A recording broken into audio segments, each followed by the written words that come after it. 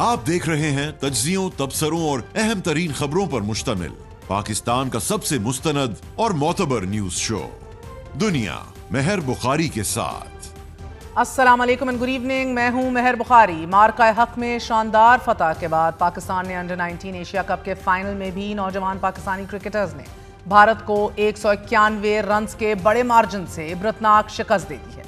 Under 19 Asia cup के final मुकाबले में पाकिस्तान ने पहले बैटिंग करते हुए मुकर्रा 50 ओवर्स में 347 रन्स का बड़ा टारगेट सेट किया। पाकिस्तानी ओपनर समीर मिन्हास ने जारहाना बल्लेबाजी करते हुए 113 गेंदों पर 172 रन्स की शानदार इनिंग्स खेली। समीर मिन्हास ने अपनी इनिंग्स में 9 फलक शगाफ छक्कों के साथ 17 चौके भी लगाए और भारतीय बॉलर का भुरकस निकाल दिया।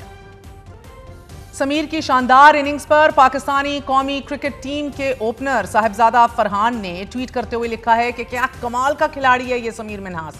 साबिक कप्तान राशिद लतीफ ने भी एक्स पर अपने पैगाम में लिखा है कि समीर मिन्हास बहुत मुस्तकिल मिजाज रहे, 471 रन्स बनाए। क्या कमाल की परफॉर्मेंस है। 148 रन्स के ताक़ुब में जब भारत ने अपनी बैटिंग शुरू की, 32 के मजमूई स्कोर पर उसे पहली विकेट से हाथ धोना पड़ गए। 49 के स्कोर पर मोहम्मद सयाम ने भारत के दूसरे खिलाड़ी को पवेलियन की राह दिखा दी तो अगले ही बॉल पर अली रजा ने भारतीय क्रिकेट टीम में रीढ़ की हड्डी समझे जाने वाले बैट्समैन वैभव सूर्यवंशी को भी चलता किया और फिर भारतीय टीम संभल ना पाई। नाज़रीन, वक्फे से विकेटें गिरने का सिलसिला जारी रहा, यहां तक कि 50 ओवर्स के मैच में पूरी टीम सिर्फ 26.2 ओवर्स में फकत 156 रन्स पर ही ढेर हो गई। पाकिस्तानी नौजवान फास्ट बॉलर अली रजा के तबाहकुन स्पेल ने भारतीय क्रिकेट टीम की तबाही फेर दी। उन्होंने 6.2 ओवर्स में 42 रन्स देकर भारत के 4 खिलाड़ियों को आउट किया। पाकिस्तान अंडर 19 क्रिकेट टीम की शानदार जीत पर कल से मुबारकबादों का सिलसिला जारी है। The entire nation seems to be celebrating. आज वजीर आजम शहबाज शरीफ ने भी फातेह टीम के एजाज़ में इस्तकबालिया दिया और उनने बजाते खुद नौजवान क्रिकेटर्स का इस्तकबाल भी किया। चेयरमैन पीसीबी मोहसिन नकवी और वफाकी वज़रा ने भी तमाम खिलाड़ियों को मुबारकबादें पेश की, जबकि वज़ीर आज़म ने अब टीम की बेहतरीन कारकर्दगी पर हर खिलाड़ी के लिए 1-1 करोड़ रुपए और टीम मैनेजमेंट के हर रुकन के लिए 25-25 लाख रुपए इनाम का ऐलान कर दिया है और ये कहा है कि नौजवान क्रिकेटर्स ने भारत को शिकस्त देकर दुनिया भर में पाकिस्तान का नाम रोशन किया है। टीम जिस जोश और जज्बे, जिस पैशन से मैदान में लड़ रही थी, इसकी मिसाल नहीं मिलती। एशिया कप जीतने और फिर भारत को जिल्लत में शिकस्त देने पर पूरी कौम नौजवान क्रिकेटर्स को शाबाशी दे रही है, लेकिन भारतीय मीडिया और सोशल मीडिया को पाकिस्तानी जीत हजम नहीं हो रही। नो सरप्राइजेज है, भारतीय अपनी ही टीम पर बरस रहे हैं। बड़ी अजीब कौम है, खेल में जीत जाएं तो फतह संभली नहीं जाती, हार जाएं तो हार भी बर्दाश्त नहीं होती। यही भारतीय थे कि जो अंडर 19 एशिया कप के इस फाइनल मुकाबले से पहले बड़े बड़े दावे कर रहे थे कि संडे इज लर्न डे और सूर्यवंशी पाकिस्तान की नस्लें तबाह कर देगा। Sunday was indeed fun day but for Pakistan only. जो मैच से पहले पाकिस्तान की नस्लें तबाह करने पर तुले थे और अब्बा आके सिखाएंगे जैसी बातें कर रहे थे, 191 रन्स की जिल्लत में शिकस्त के बाद अपनी ही टीम पर बरस पड़े और ये मान रहे हैं कि हमसे तो हार बर्दाश्त ही नहीं हो रही। बदकिस्मती से भारत मुल्क तो बड़ा मगर इसका ज़र बहुत छोटा निकला। क्रिकेट जैसी खूबसूरत तफरी को भी गंदी सियासत और नीच जहनीत की भींत चढ़ा दिया गया है। सितंबर में होने वाले एशिया कप क्रिकेट टूर्नामेंट में भारत ने जिस नो हैंडशेक और बदतमीजी का सिलसिला शुरू किया था, unfortunately that is continuing today. यही रवैया अंडर 19 के एशिया कप में भी जारी है। दोनों टीमों के दरमियान कशीदगी और तलखी अरूज पर रही और टूर्नामेंट के दोनों मैचेस में भारतीय क्रिकेटर्स ने किसी पाकिस्तानी खिलाड़ी से हाथ नहीं मिलाया। टॉस के वक्त भी और मैच खत्म होने के बाद भी स्पोर्ट्समैनशिप और स्पिरिट के तहत जब दोनों टीमें एक दूसरे से मुसाफा करती हैं, मगर भारतीय नौजवान क्रिकेटर्स स्पोर्ट्समैन स्पिरिट को भूल गए और फिर मैच के दौरान भी इंतहाई नाजेबा और घटिया हरकतें करते नजर आए। भारतीय इनिंग्स के दौरान ही जब पाकिस्तानी पेसर अली रजा ने इंडिया के तमाम तर उम्मीदों के महवर सूर्यवंशी को आउट किया तो पाकिस्तानी बॉलर के जश्न मनाने पर सूर्यवंशी ने अपने जूतों की तरफ इशारा करते हुए नौजवान पाकिस्तानी बॉलर पर जुमले कसे। पाकिस्तान से शिकस्त के बाद भारतीय क्रिकेट बोर्ड ने भी ट्वीट की, लेकिन इस ट्वीट में सिर्फ इतना ही लिखा कि अंडर 19 एशिया कप के फाइनल में भारत को 191 रन से शिकस्त। अमूमी तौर पर नाजरीन, کرکٹ بورڈ جب اپڈیٹس دیتا ہے تو جیتنے والی ٹیم کا نام ضرور لکھا جاتا ہے اور اسے مبارکباد بھی دی جاتی ہے، لیکن بھارتی کرکٹ بورڈ نے پاکستان کا نام نہیں لکھا، گوارا ہی نہیں کیا۔ انڈین کرکٹ بورڈ کے اس رویے پر ایک سوشل میڈیا صارف نے جان ایلیا کی شاعری کا بھی سہارا لیا اور بڑے ہی خوبصورت تبصرہ کیا کہ آپ وہ جی مگر یہ سب کیا ہے، تو میرا نام کیوں نہیں لیتی۔ ایک اور سوشل میڈیا صارف نے لکھا، کس نے ہرایا؟ کوئی نام یاد رکھنا، پاکستان۔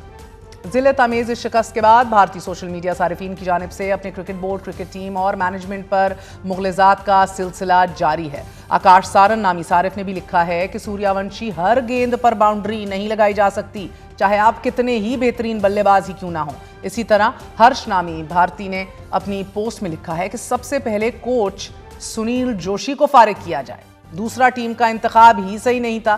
یہ ایک مایوس کن اور بڑی شکست ہے اور اس شکست نے بھارت کو کہیں کا نہیں چھوڑا۔ اسی حوالے سے بات کریں گے، ہمارے ساتھ موجود ہیں سپورٹس تجزیہ کار شاہد ہاشمی، سابق ٹیسٹ کرکٹر، معروف پلیئر محمد عرفان بھی ہمارے ساتھ موجود ہیں۔ آپ دونوں کا بہت بہت شکریہ۔ عرفان صاحب، آپ سے آغاز کروں گی۔ پہلے تو فرمائیے گا کہ سمیر منہاس کی آؤٹ کلاس اننگز کامیابی کی وجہ ہے آپ کے نزدیک؟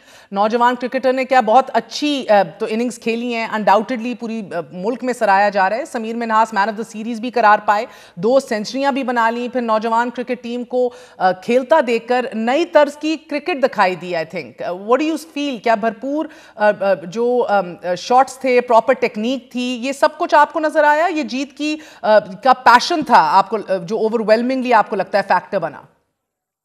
نہیں، اصل میں اگر دیکھا جائے تو پاکستان ٹیم دونوں فیکٹر تھے، جیت کا ایک فیکٹر بھی ہے اور پھر جس طرح سمیر منہاس نے بیٹنگ کی، بڑی اچھی کرکٹ کے لیے 4 T20 کھیل چکا ہے۔ اس کے فادر کاشف کلب کرکٹر تھے، اچھی انہوں نے بھی کرکٹ کھیلی، بڑے پیشنیٹ آدمی ہیں، تو وہاں سے یہ چلا۔ انڈر 19 کی ایک چیمپئن شپ ہمارے یہاں ہوئی، اس کے پہلے ہی دن اس نے ڈیبیو پہ سینچری کی، لیکن سیڈلی وہ چیمپئن شپ ایک دن کے بعد ہی گراؤنڈز نہ ہونے کی وجہ سے کینسل ہو گئی اور وہ سینچری اس کی کاؤنٹ نہیں ہوئی۔ لیکن جس طرح اس نے ایشیا کپ میں کھیلا ہے، اس سے پہلے ہم نے جو رائزنگ سٹار ایشیا کپ جیتا تھا نومبر میں، اس سے یہ ثابت ہو گیا کہ جو لوگ پاکستان میں کہتے تھے کہ ٹیلنٹ نہیں ہے، پاکستان میں بہت ٹیلنٹ ہے۔ پاکستان کا ٹیلنٹ اور مزید آگے آئے گا۔ پراپرلی ہمارے کرکٹ بورڈ کو بس انہیں گروم کرنے کی اور ڈیولپ کرنے کی ضرورت ہے۔ اس سال پاکستان نے ہر محاذ پر بھارت کو شکست دی ہے۔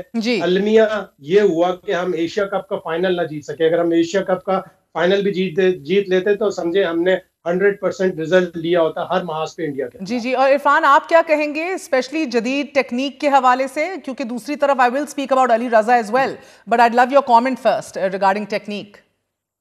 نہیں، اگر اصل میں دیکھا جائے تو سمیر منہاس جس طرح کھیلا ہے کہ آؤٹ سٹینڈنگ اننگز کے لیے اس نے جیسے اس کے ہاتھ میں آ گیا میچ، اس نے اس کو فنش کیا۔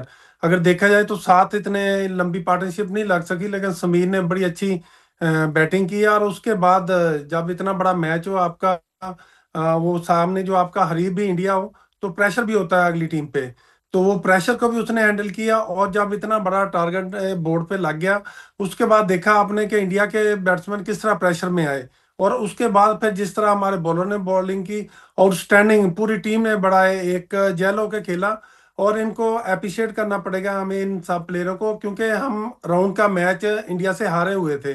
جب ایک ٹیم میچ ہارنے کے بعد دوبارہ اس کے خلاف کرتے ہیں ان کا تھوڑا مرال ڈاؤن ہوتا ہے، کیونکہ جو جیتی ہوئی ٹیم ہوتی ہے اس پہ تھوڑا مطلب کہ ایکسٹرا بینیفٹ ہوتا ہے کہ ہم ان سے میچ جیتے ہوئے ہیں۔ لیکن اس کا کریڈٹ ہمیں اپنے کوچنگ سٹاف کو بھی دینا پڑا کہ جنہوں نے اپنی ٹیم کو جائر رکھا اور ان کو بتایا کہ آپ جیت سکتے ہو۔ تو اس کے بعد دیکھا آپ نے کس طرح ٹیم نے ساری نے پرفارم کیا۔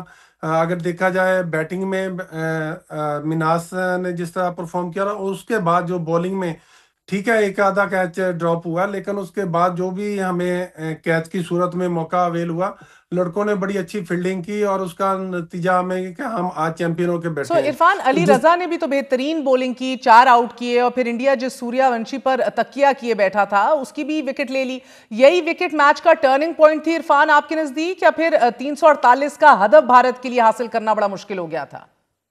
نہیں، اصل میں اگر دیکھا جائے ان پہ پریشر تو اسی ٹائم اگلی ٹیم پہ چلا تھا جب فائنل اتنا بڑا میچ ہو اور آپ کی حریف آگے ٹیم آپ کی وہ جو آپ کا ایشیا کا سب سے بڑا حریف ہوتا آپ کا، مطلب کہ آپ اس کے خلاف کھیل رہے ہیں اور فائنل میچ ہو، اس کا پریشر بھی تھا اور اس کے بعد جب سکور بورڈ پہ اتنا بڑا ٹارگٹ لگا دیا اس کا بھی پریشر تھا۔ اس کے بعد پھر جب اتنا बड़ा टारगेट आपके सामने आ जाता है, तो फिर जो आपके बॉलर्स हैं वो भी एक, वो क्या कहते हैं, शेर बन जाते हैं। उनके पास होता है कि हम इनको, जो बैट्समैन, इनको खा जाएंगे। और सबसे बड़ी बात यह है कि उसका एक कैच ड्रॉप होने के बाद जो उनका सूर्य, जो इनफॉर्म बैट्समैन था, जो कि पूरे टूर्नामेंट में अच्छी परफॉर्मेंस करता आ रहा था, जैसे ही वो आउट हुआ उसके बाद देखिए उनकी टीम कहाँ गई है। तो इसका भी प्रेशर होता है जब it's a very psychological game ना। तो हाशमी साहब, ये बड़ा लेजिट पॉइंट है इरफान का, मगर मोहम्मद सरफराज ने फिर मेंटर की खिदमात जो सर अंजाम दी, गिवन के नफ्सियाती तौर पर और psychologically how driven you need to be, Sarfaraz को भी इसका क्रेडिट देंगे आप? बिल्कुल, सरफराज को भी उसका बड़ा क्रेडिट मिलेगा, लेकिन ये ओवरऑल एक प्रोसेस होता है स्पोर्ट्स में। मैं कभी भी मैजिकल परफॉर्मेंस आपको नहीं जितवाती, आपको एक प्रोसेस जितवाता है। 2019 में पाकिस्तान क्रिकेट बोर्ड ने एक कैंपेन शुरू की थी, कैच देम यंग। अंडर 13 के प्लेयर्स उठाए थे, उनमें से सारे प्लेयर वही हैं जो उस कैच देम यंग में आए थे और अब अंडर 19 में परफॉर्म कर रहे हैं। फिर शाहिद अनवर जो हेड कोच है, वो डोमेस्टिक के बड़े अच्छे कोच हैं, अंडर 19 के साथ उन्होंने बड़ा अच्छा काम किया। अजहर अली ने एज डायरेक्टर यूथ डेवलपमेंट बड़ा अच्छा काम किया। वो सारा एक प्रोसेस लेके ये टीम बनी। फिर सरफराज को जो लेके आए वो भी एक बड़ा मास्टर स्ट्रोक था। एक ऐसा कप्तान जिसने आखिरी जूनियर वर्ल्ड कप पाकिस्तान के लिए 2006 में जीता, एक ऐसा कप्तान जिसने इंडिया को फाइनल में 2017 के चैंपियंस ट्रॉफी में हराया। उसने मेंटोरशिप की, उसने बताया कि हम पहला मैच चैंपियंस ट्रॉफी में भी हारे थे, हम दूसरा मैच चैंपियंस ट्रॉफी में जीते, तो यहाँ भी हम जीत सकते हैं। और उसकी बातों से, उसको ड्रेसिंग रूम में बैठा देखकर प्लेयर बड़ा इंस्पायर हुए। और सामने एक ऐसी टीम थी जिसका एक्सपोजर आप देखें, 2 प्लेयर उनके आईपीएल में खेल के $1 मिलियन प्लेयर हैं, आयुष महात्रे और वैभव सूर्यवंशी। अभी उन्होंने इस साल जून में इंग्लैंड का टूर किया, 2 टेस्ट खेले, 3 वनडे खेले, 3-0 वनडे सीरीज जीती। कितना जबरदस्त एक्सपोजर था, और हमारी टीम का कोई एक्सपोजर नहीं था। उसके बावजूद हमारी टीम ने जो फाइटिंग स्पिरिट होती है उससे खेले। और सरफराज की मेंटरशिप, शाहिद अनवर की कोचिंग, राव इफ्तिखार बहुत अच्छे बॉलिंग कोच साबित हुए हैं। मगर हाशमी साहब, हमने देखा है कि जब नौजवान क्रिकेटर्स को क्लब लेवल से ऊपर लाया जाता है तो वो जबरदस्त परफॉर्म करते हैं। समीर मिन्हास ने अंडर 13 भी खेला है, अंडर 16 भी खेली है, और अब अंडर 19 में भी he is perform phenomenally. So board को क्या ऐसे लड़कों पर मजीद और ज्यादा मेहनत नहीं करनी चाहिए? ऐसा क्यों नहीं होता कि निचले लेवल से लड़कों को ऊपर लाया जा रहा हो? देखिए, पिछले 15-20 साल में हमारे जो अंडर 19 के क्रिकेटर्स होते हैं वो खो जाते हैं। 2004 में हमने जूनियर वर्ल्ड कप जीता, 2006 में जीता, बस 2006 के बाद से हमें ब्रेक लग गया, हमने कोई जूनियर वर्ल्ड कप नहीं जीता।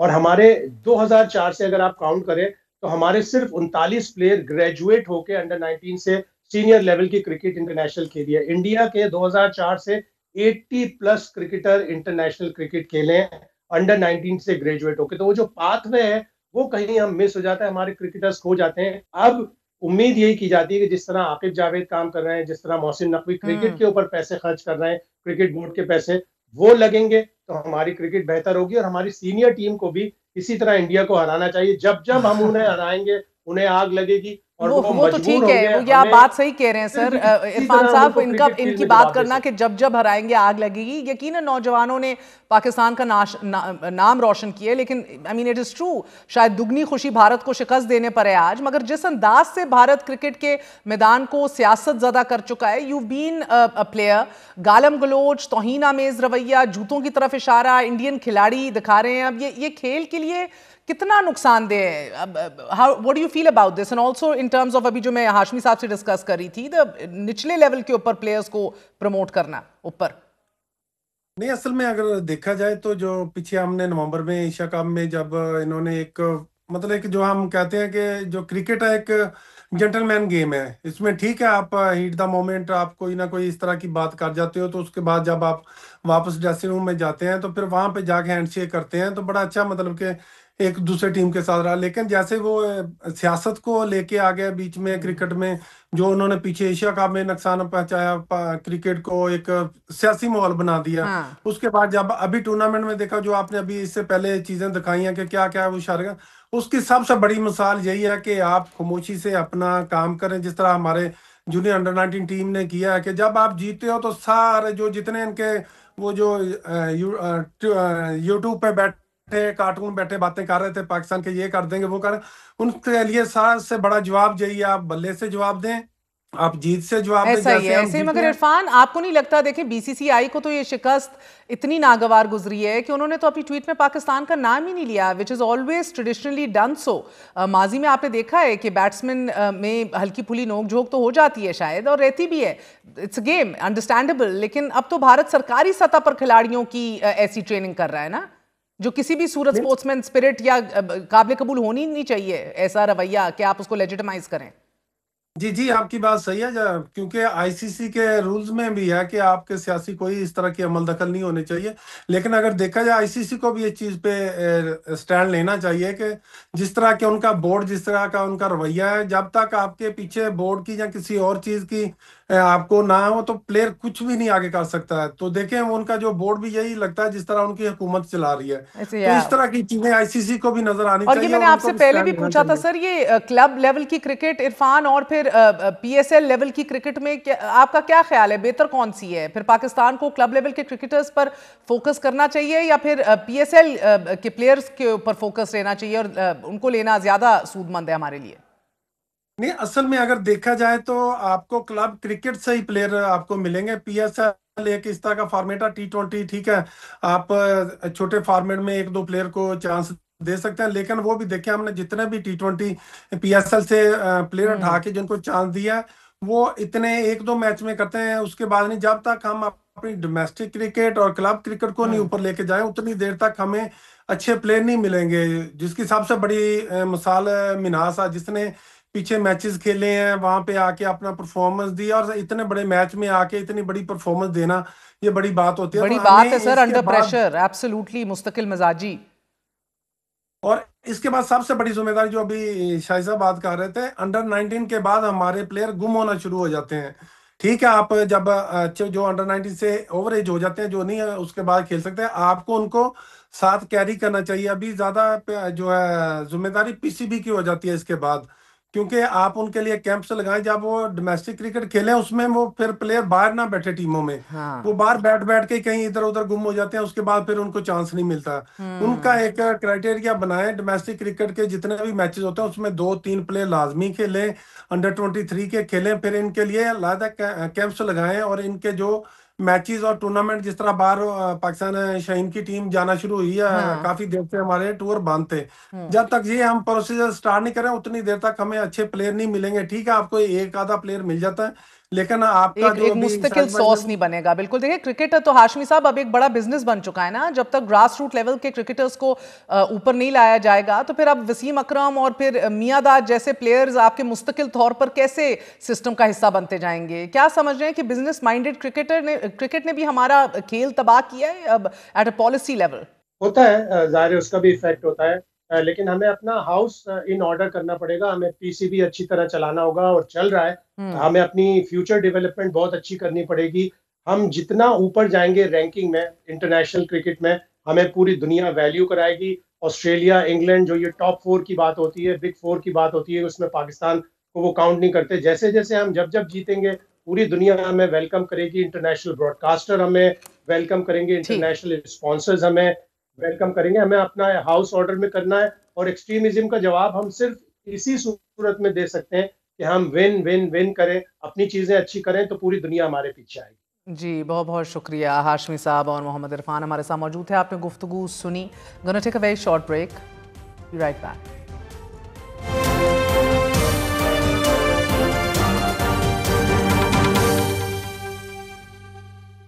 हम सुनने को तैयार हैं, बैठने को तैयार हैं। कौमी कॉन्फ्रेंस का एलामिया, स्ट्रीट मूवमेंट की तैयारी शुरू कर दें, अब हमारे पास और कोई ऑप्शन नहीं। अडियाला जेल से पैगाम। तहरीक इंसाफ ने एक बार फिर बैक-वक्त सियासी बका की जंग के 2 रास्ते चुने हैं। अमली तौर पर माफी के बगैर बामायने मुज़ाकरात मुमकिन नहीं, जबकि दूसरा रास्ता एहतजाज का है। तो रियासत पाकिस्तान में अब ये ऑप्शन भी कतई तौर पर अवेलेबल नहीं। एक तासुर यह है कि इमरान खान के एक्स पर जारी बयान ने अमलन महमूद खान अचकजई की जानिब से मुज़ाकरात की अपील को मुस्तरद कर दिया है।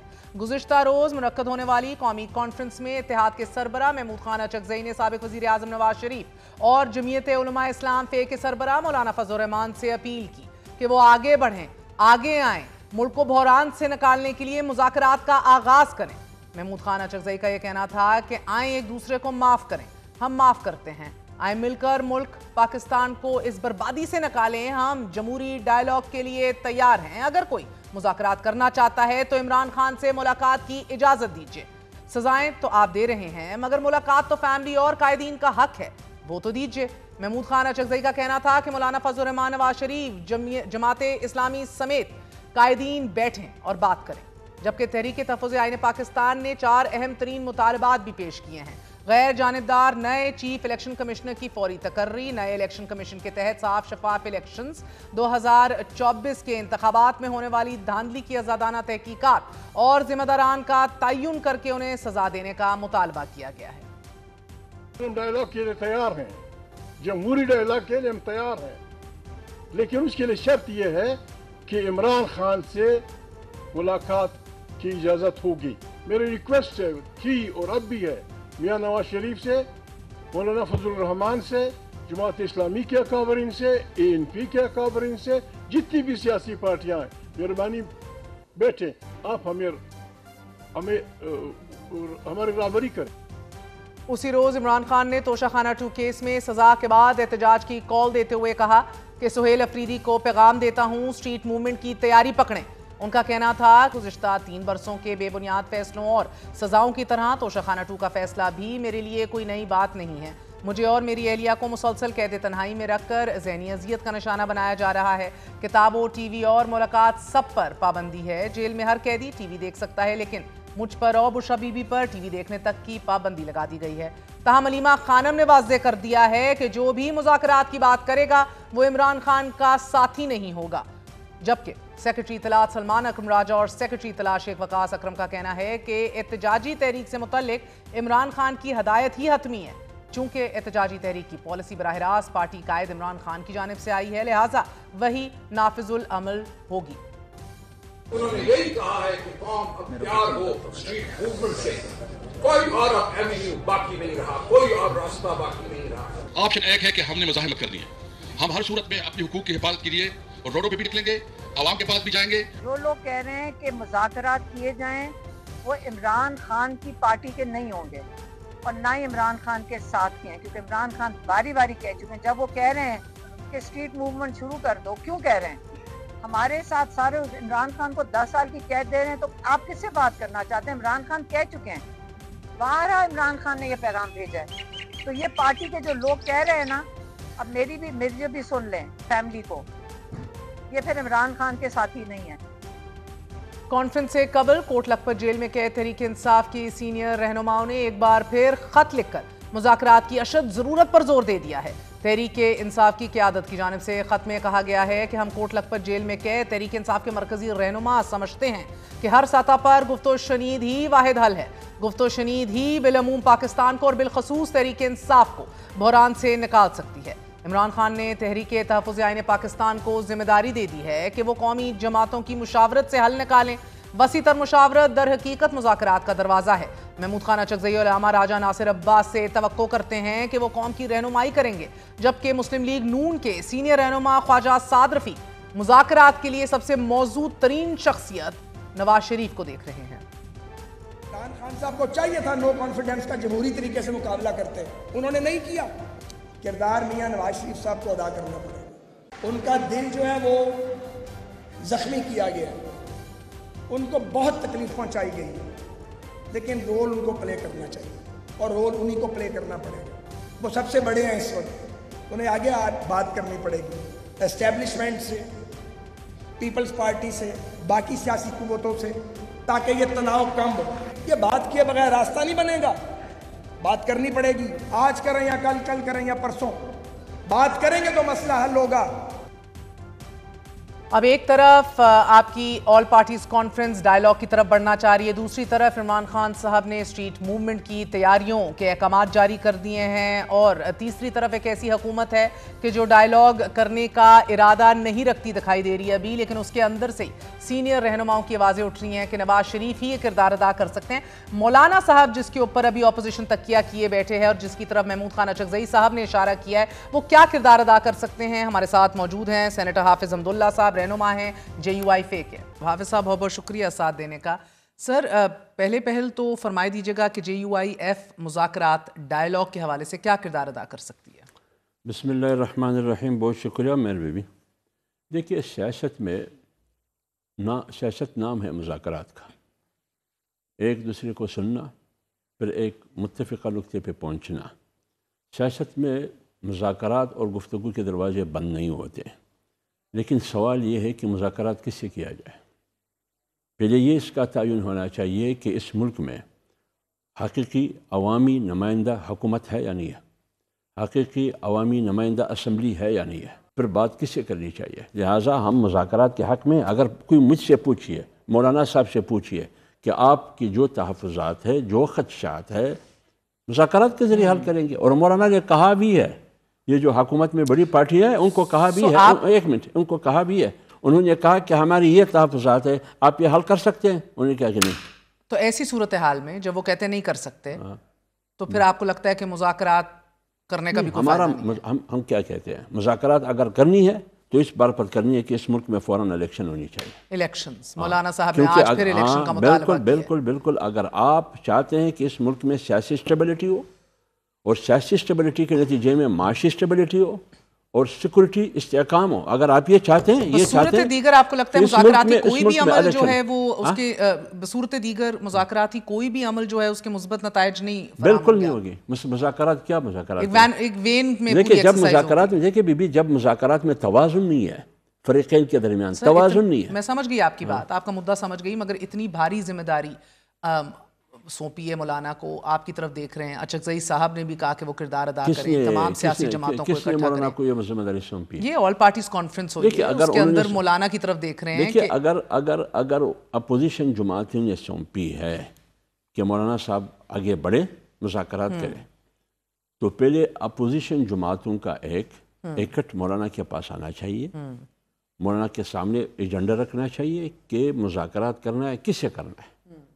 تو اس پر ڈسکشن ہوگی نا، کس سے کرنا ہے. تو پہلے یہ نوبت اچھا، اعلامیے میں تحریک تحفظ عین پاکستان، جو آپ لوگوں نے کانفرنس نہیں اٹینڈ کیا، آپ لوگوں کو تو دعوت بھی دی تھی، اعلامیے کے مطابق معاف کرنا ہوگا، آگے بڑھنا ہوگا، مذاکرات کے لیے بھی تیار ہیں، اور مولانا صاحب کا ذکر بھی کیا گیا. مگر اب مسئلہ یہ کہ عمران خان کا کہنا ہے کہ وہ اپنے موقف سے 1 انچ بھی پیچھے نہیں ہٹیں گے. دیکھیے ایک بات میں کر لوں کہ آپ نے دعوت کی بات کی، جہاں تک میری معلومات ہے اسد قیصر کے ذریعے مولانا کو دعوت دی گئی تھی. دیکھیں جو اہداف رول اپلا یا قانون کی حکمرانی، پارلیمنٹ کی سپریمیسی اور پلانا، یہ اہداف ہمارے بھی ہے. لیکن سوال یہ ہے کہ آپ ان اہداف کے لیے مجھے قومی کنونشن میں بلاتے ہیں، قومی سیمینار میں دعوت نامہ دیتے ہیں، لیکن اس سے پہلے ہمارا ایک شیڈول ہے، اس شیڈول کے مطابق میں نے جانا ہے. تو لہٰذا ہونا یہ چاہیے تھا، تاریخ طے کرنے سے پہلے ہمیں اعتماد میں رہنا چاہیے تھا کہ یہ تاریخ ہے، اس میں آپ آ سکیں گے یا نہیں. اگر آپ نہیں آ سکیں گے تو کون سی تاریخ ہونی چاہیے؟ تو تاکہ آپ کا قومی کنونشن اپوزیشن کا آج جتنی باری ہے دگنا باری ہو جاتا.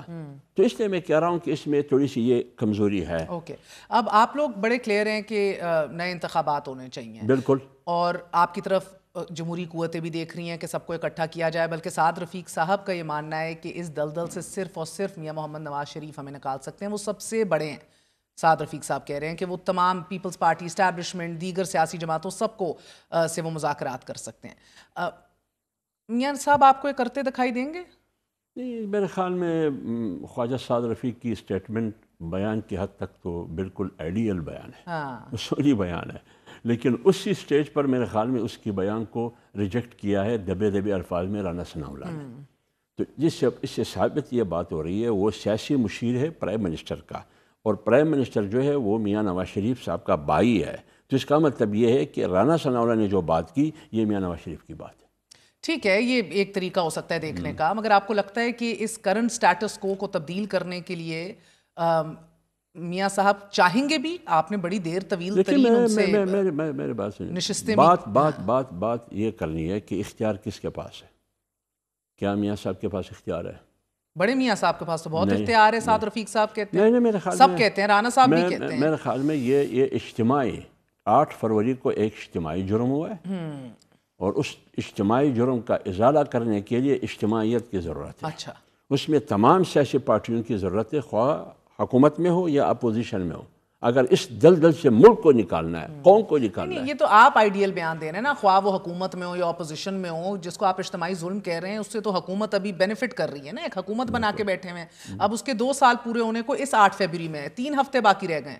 8 فروری پھر سر پہ 2 سال مکمل ہو جائیں گے. اس کو سیاہ ترین دن کہلا کے ایک اسٹریٹ موومنٹ کا آغاز پی ٹی آئی کرنا چاہ رہی ہے. مجھے یہ بتائیے کہ مجھے یہ بتائیے کہ یہ شٹ ڈاؤن، پہیا جام ہڑتال، 8 فروری کے جو انتخابات ہوئے ہیں، کیا اس انتخابات کے نتیجے میں جو حکومت بنی ہے، کیا 25 کروڑ عوام اس حکومت پر اعتماد کرتی ہے؟ سر یا مجھ سے کیوں بحث کر رہے ہیں؟ تو میں کہہ رہا ہوں، میں آپ کو عوام کی زبان کی ترجمانی کر رہا ہوں کہ نہیں کر رہی ہے، نہیں کر رہی. تو پھر آپ اس پہیا جام شٹ ڈاؤن ہڑتال میں اپنا پرسہ اور حصہ ڈالیں گے پی ٹی آئی کے ساتھ؟ وہ اس لیے میں نہیں کہہ سکتا ہوں کہ میں حصہ ڈالوں گا یا نہیں ڈالوں گا، کیونکہ اس اعلامیہ کا حصہ میں تھا ہی نہیں، ابھی ہے ہی نہیں. اس قومی کنونشن کا حصہ میں تھا ہی نہیں. قومی کنونشن میں تو مزے کی بات یہ ہے حافظ صاحب کہ قومی کنونشن میں مذاکرات کی بات ہوئی ہے، لیکن قومی کنونشن سے باہر عمران خان صاحب نے اسٹریٹ موومنٹ کی کال دے دی ہے. ٹھیک ہے، اس کی بہن نے جو بیان دی ہے، اس کی بہن نے کہا ہے کہ جو بھی مذاکرات کی بات کرتا ہے وہ عمران خان کے ساتھ نہیں ہے. سو اب ایک تو یہ بھی پہلے طے کرنا ہے کہ ان کو کس کروٹ بٹھانا ہے. دیکھیں ایک طرف قومی کنونشن کا اعلامیہ آتا ہے، دوسری طرف عمران خان کی بہن کا بیان آتا ہے. اب کون سا بیان مستند ہے، کون سا مستند نہیں ہے؟ دونوں ہی مستند ہیں. اگر آپ عمران خان کو منسوب کریں گے نا علی خان کی بیان کو، تو پھر opposition as a opposition leader اعتماد کیا ہے عمران خان نے محمود خان پر، سینٹ میں ناصر عباسی پر، اور پارٹی کی چیئرمین گوہر پر. وہ تو تینوں یہ بیان دے رہے ہیں. نہیں، مگر ایک اس کے اوپر شرط رکھی ہے محمود خان اچکزئی نے، جو وہ بیان دے رہے ہیں، کہہ رہے ہیں شرط یہ ہے کہ عمران خان سے ملاقات کرائی جائے گی. اب بات ملاقات کرنے کی ہے تو ملاقات کیوں نہیں دی جا رہی ہے؟ اس میں کیا قباحت ہے؟ اگر نواز شریف جیل میں تھا یا شہباز شریف جیل میں تھا یا کوئی اور ملاقات ممکن تھا وہاں، تو آج کیوں ملاقات ممکن نہیں؟ سر ملاقات کرنے دیا جائے. اگر آپ لوگوں نے اس ٹائم پہ نواز شریف کی یاد دلا دی تو مجھے یاد ہے آپ لوگوں نے اتنی بڑا ایک سٹ ان کیا ہوا تھا، اتنا پریشر بلڈ کیا تھا. تب عمران خان کی حکومت تھی، میاں صاحب جیل میں تھے، آپ کے سٹ ان سے بھی بڑا فرق پڑا تھا. میاں صاحب کے باہر جانے کا راستہ بھی ہموار ہوا تھا. بڑا کلیدی کردار مولانا صاحب نے ادا کیا تھا. آج وہ ایسا کوئی کلیدی کردار نہیں ادا کر سکتے. آپ بھی بیانات کی حد تک کہتے ہیں مذاکرات کروائیں، نہ کیوں نہیں کروائیں. لیکن میری بات یہ ہے کہ پی ٹی آئی سے بنیادی طور وہاں اتھارٹی معلوم تھا. جب ہم پی ڈی ایم میں تھے تو پیپلز پارٹی کی اتھارٹی بھی معلوم تھی، اور پی ڈی ایم نہیں بنی تھی جس کی ذکر میں کر رہی ہوں. لیکن جب آپ نے میاں صاحب کو باہر بھجوایا، لیکن جہاں تک نہیں، اس وقت ہم پی ڈی ایم میں تھے. نہیں سر، پی ڈی ایم کی بنیاد تو نہیں رکھی ہوئی تھی. میری بات سنیں، آپ دیکھیے نا، آپ ریسرچ کریں، پی ڈی ایم تھی. اور جہاں تک ابھی پی ٹی آئی کی بات ہے، ان کی پارٹی کی اپنی اندرونی وہ ہے. آپ مجھے بتائیں، آج آپ نے قومی کنونشن کے اعلامیہ کو بھی سامنے رکھے، علیمہ بی بی کے بیان کو بھی سامنے رکھے. اب اتھارٹی کون ہے؟ اور بیچ میں مولانا صاحب کی بھی نئے الیکشن کراؤ کی ایک نئی ڈیمانڈ بیچ میں آ گئی ہے. سر تو بالکل آپ لوگ تو جب تک آپ اجتماعی زیادتی کی بات کرتے ہیں، مگر تو حزب اختلاف ہی اجتماعیت میں یقین نہیں کرتی، اجتماعی حکمت عملی میں یقین نہیں کرتی. پھر تو ڈیوائیڈ اینڈ رول رہے گا نا. بڑی پارٹی اپوزیشن کی پی ٹی آئی ہے یا نہیں ہے؟ بالکل ہے. نیا الیکشن کا اعلان آج کا نہیں ہے. 8 فروری 2024 کو الیکشن ہوا. 15 فروری کو مولانا صاحب نے پوری قیادت کے ساتھ، پارٹی کی قیادت کے ساتھ مل کے پریس کانفرنس کی، ایک پرہجوم. اس میں مطالبہ یہی کیا کہ 8 فروری کا الیکشن کو تسلیم نہیں کریں گے، نیا الیکشن ہونے چاہیے. لہٰذا یہ ہمارا وہ پرانا بیانیہ ہے، ہم نے ایک بار پھر اعادہ کیا. تو لہٰذا بڑی پارٹی پی ٹی آئی ہے، ان کو آگے بڑھنا چاہیے. بالکل بڑھنا چاہیے. جس طرح حکومت ہے، حکومت کے اوپر یہ ہے کہ پولیٹیکل سٹیبلٹی کو انشور کرے، بڑا دل جگرا دکھائے، جو کہ وہ نہیں دکھا پا رہی. اب مسئلہ یہ ہے سر کہ آپ کی میاں صاحب کے ساتھ تو اتنی طویل وابستگی رہی ہے، تو آپ کی ایک انڈرسٹینڈنگ ہے وہ شاید اس ایپل کارٹ کو نہیں شیک کریں گے. وہ خود مستفید ہو رہے ہیں، ان کا پوری جماعت مستفید ہو رہی ہے. مگر دوسری طرف ہم دیکھ رہے ہیں عمران خان صاحب کو کیا ڈرائیو کر رہا ہے. آپ کا پولیٹیکل انالیسس کیا ہے؟ کیا ان کو لگتا ہے واقعی ان سے بات چیت سے کچھ نکلے گا نہیں؟ مولانا صاحب تو سب سے پہلے یہی سوال کریں گے، بھائی بات کس سے کرنی ہے؟ اگر آپ کہتے ہیں کہ حکومت سے بات کرنی ہے، یا حکومت کے پاس بات کرنے کا اختیار ہے؟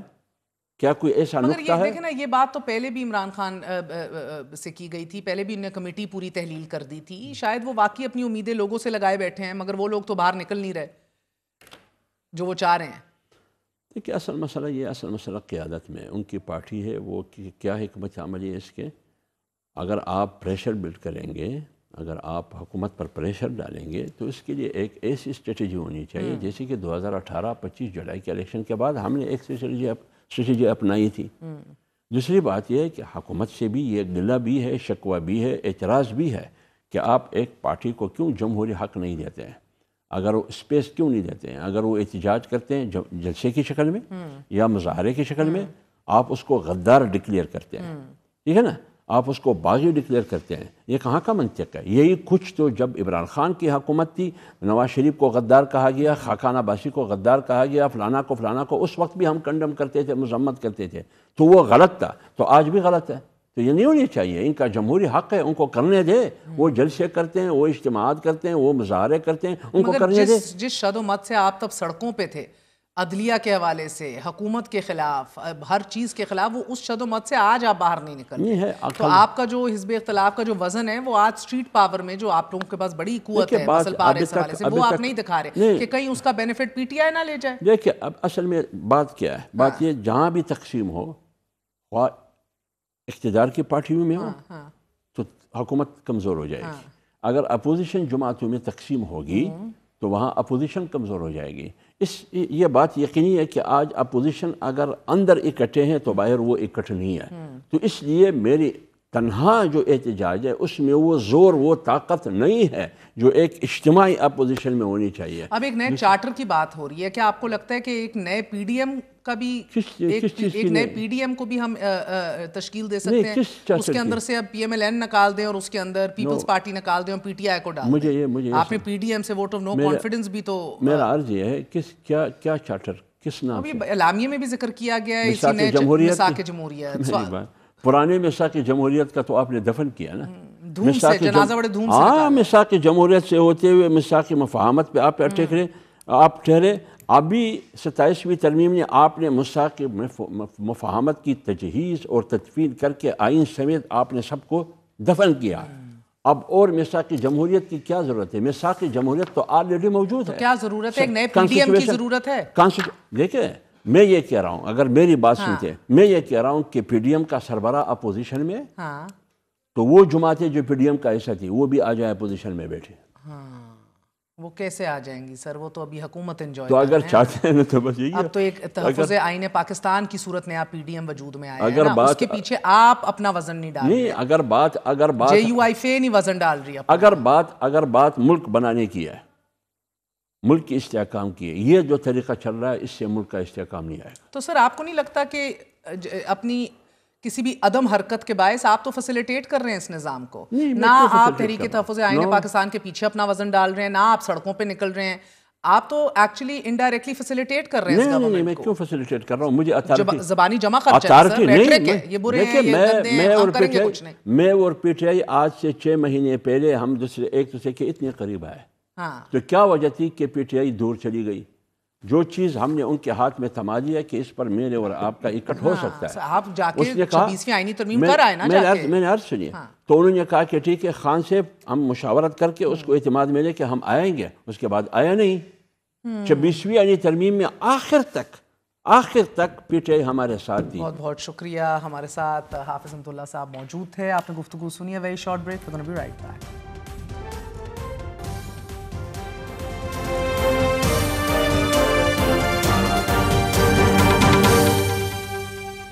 ایک ایسے وقت میں جب ملک میں گنے کا کرشنگ سیزن شروع ہو چکا ہے، گنے کا کسان اچھی آمدن کی توقع کر رہا ہے. ناظرین، ایسے میں وفاقی حکومت نے صرف نومبر میں 12 ارب 6 کروڑ 60 لاکھ روپے مالیت کی مزید 74,752 میٹرک ٹن چینی درآمد کر لی ہے.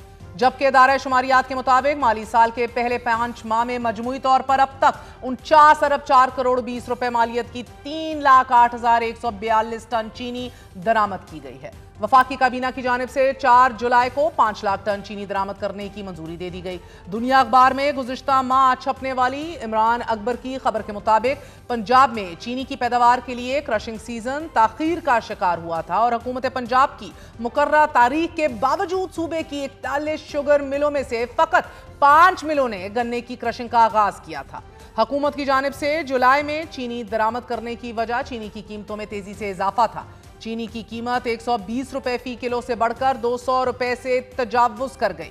2024 میں کرشنگ سیزن کے آغاز میں گنے کی قیمت 400 روپے فی من تھی اور چینی کی قیمت 120 روپے فی کلو تھی. हुकूमत की तरफ से चीनी दरामद के बाद शायद चीनी की कीमत तो कम हो जाए, लेकिन गन्ने के किसानों को अच्छा रेट मिलने में मुश्किल का सामना जरूर करना पड़ सकता है। नाजरीन, दूसरी जानिब पाकिस्तान की मुईशत ने एक और अहम संग मील अबूर किया है। मुल्क के मजमूई ज़र मुबादला ज़खायर 21.1 अरब डॉलर तक पहुंच चुके हैं, जिसके बाद पाकिस्तान ने 30 माह की दरामदी सलाहियत हासिल कर ली है। दुनिया न्यूज़ के मुताबिक मुआशी माहिरीन का यह मानना है कि ज़र मुबादला ज़खायर में हालिया इजाफा कर्जों के सहारे नहीं बल्कि मकामी मुआशी तरक्की, रिफॉर्म्स, इस्लाहात और एतमाद की बहाली का नतीजा है। अदाद शुमार के मुताबिक बैरूनी कर्जा बमुकाबला GDP तनासुब 31% से कम होकर 26% तक आ गया है, कि जो माली नज़्मो ज़ब्त और इस्लाहाती इक़दामात की अक्कासी करता है। इसी तरह फॉरवर्ड फॉरेन एक्सचेंज वाजबात में भी तकरीबन 65% कमी रिकॉर्ड की गई है, जिससे मुस्तकबिल में बैरूनी दबाव नुमाया तौर पर कम होने की उम्मीद है। यकीनन ये अच्छी खबरें हैं और आने वाले वक्त में वफाकी हुकूमत मुश्किल और गेम चेंजर इक़दामात लिए जा सकते हैं। आइंदा माह पाकिस्तान अपना पहला पैंडा बॉन्ड जारी करेगा। तकरीबन 1 अरब डॉलर मालियत का ये पैंडा बॉन्ड जनवरी में मुतारिफ करवाया जाएगा। वजीर खजाना के मुताबिक इस इक़दाम का मकसद फंडिंग के ज़राए में डाइवर्सिटी पैदा करना है और चीन की ऑन शोर डेट मार्केट तक रसाई हासिल करना है। नाज़रीन, इब्तदाई बॉन्ड से तकरीबन $250 मिलियन के बराबर रकम जमा होगी, जबकि मजीद एक साथ रेगुलेटरी मंजूरियों के मुकम्मल होने के बाद जारी की जाएंगी। पैंडा बॉन्ड युआन में होगा और चीन की मकामी मार्केट में फरोख किया जाएगा। माहिरीन के मुताबिक पैंडा बॉन्ड प्रोग्राम पाकिस्तान की वसीतर कर्ज मैनेजमेंट हिकमत अमली का हिस्सा है, ताकि IMF के 7 अरब डॉलर के प्रोग्राम के तहत मुईशत मुस्तहकम हो सके। पैंडा बॉन्ड के अलावा मुईशत से जुड़ी ये खबर भी सामने आई है कि पाकिस्तान के 5 बड़े कारोबारी ग्रुप्स ने मिनरल सेक्टर में सरमायाकारी का ऐलान किया है। इन ग्रुप्स की मजमूई मार्केट वैल्यू 5 अरब डॉलर के बराबर है और ये डेवलपमेंट इस इंकशाफ के बाद सामने आई है कि माड़ी इंजीनियर की झेली कंपनी माड़ी मिनरल्स और ग्लोबाकोर मिनरल्स के दरमियान बलोचिस्तान में मदनियात की तलाश के लिए जॉइंट वेंचर मुआहिदा हो गया है।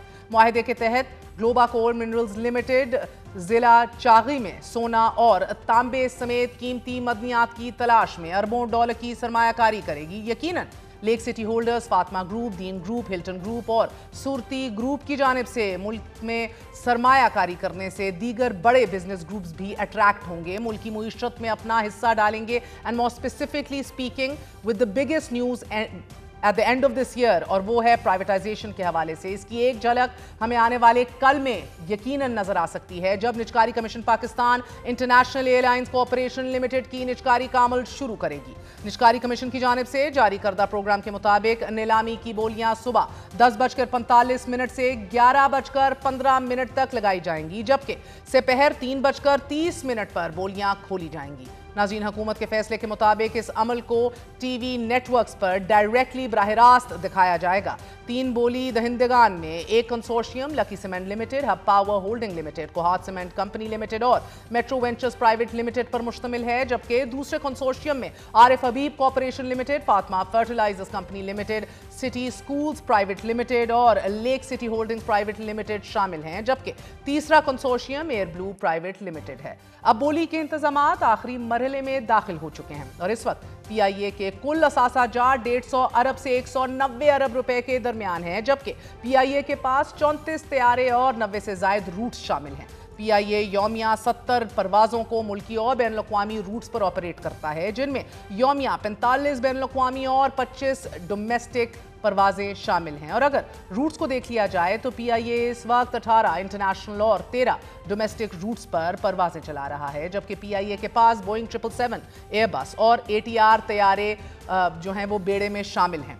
कुल 34 तैयारों में से सिर्फ 18 जहाज ऑपरेशनल हैं, जबकि 16 ग्राउंड किए जा चुके हैं, जबकि PIA के मजमूई मुलाजमीन 9,500 मुलाजमीन हैं। ये the numbers are phenomenal indeed. अब PIA के पास 6,500 मुस्तकिल और फिर बाकी कॉन्ट्रैक्ट और डेली वेजेस शामिल हैं। और अगर PIA की यौमिया आमदनी को देख लिया जाए तो वो 600 से 8 मिलियन रुपए के दरमियान है और 2025 के पहले 6 माह में PIA को 112 अरब रुपए की आमदनी हासिल हुई। नाज़रीन, कल का दिन पाकिस्तान की निजकारी प्रोसेस में गैर मामूली अहमियत का हामिल है। इजाज़त दीजिए। गुड नाइट, अल्लाह हाफ़िज़।